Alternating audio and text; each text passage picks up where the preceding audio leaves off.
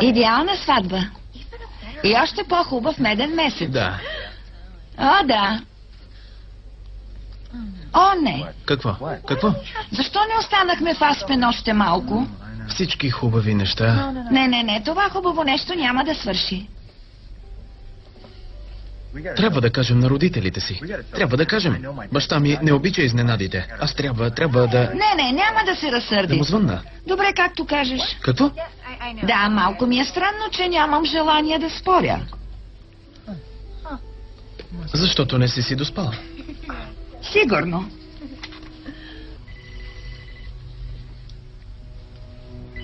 Не говорете и не дишайте. Не получи ли съобщенията ми? Исках да говорим. Да, получих ги, но... бяхме заети. Заети? Казах ти да си починеш с годеницата си. Да, по този въпрос...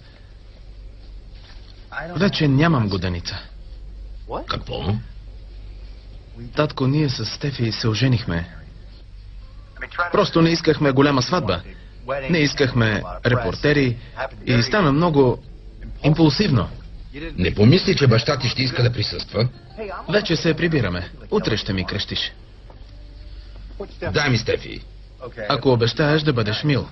Ще бъдеш ли мил? Бъди мил. Бъди мил. Баща ми. Бил, моля те, не се сърди на Лиам. Само едно ще ти кажа. Браво. Обвини мен, аз те накарах да се оженим. Ти не си виновна за нищо. Ако не си забелязал, баща ти никога за нищо не ти се сърди. Но има хора, които няма да се зарадват, че вече сме женени. Баща ти не е от тях. За моя... не съм сигурна. И така? Да. Да. След няколко минути ще се приземим, господин Спенсър и госпожо Спенсър.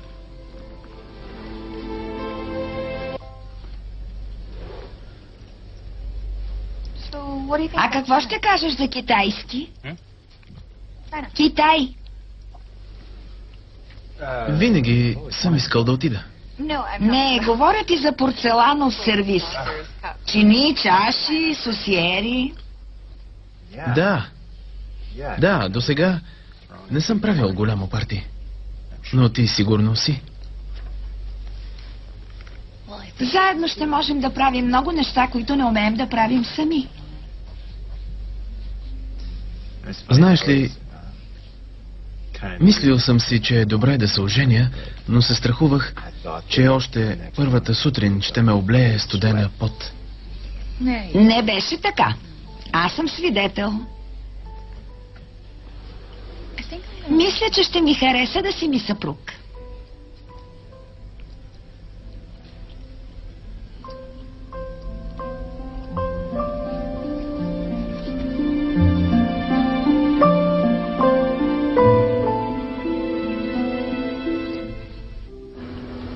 Приземихме се живи и здрави, останете по местата си до пълното спиране. Не искаш ли да се обадиш на някого, на родителите си? Ако се притесняваха, те щяха да ми се обадят. Аз да. Какво?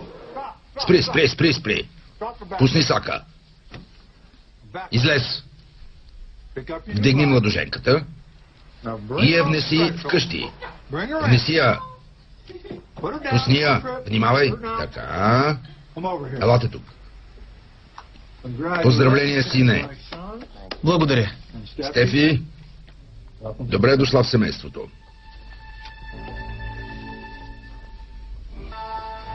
И накрая да пием за срамежливата булка, най-новият член на семейство Спенсър. На здраве. Лиам, докато бяхте в Аспен Хол... Кейти, сега моментът не е подходящ. Ела, искам да ти кажа нещо. Казвай. Искам да ти кажа какво е да си съпруг. Най-важното за един съпруг е да не критикува много. А ето ни и нас. Двете госпожи Спенсър. Да, като във филм на ужасите. Точно така. Не знам какво става тук, но вони. Съмнявам се, че ако мръщиш нос всеки път, когато съм наблизо, ще радваш своя съпруг или моя. Не може ли да забравим миналото и да продължим напред?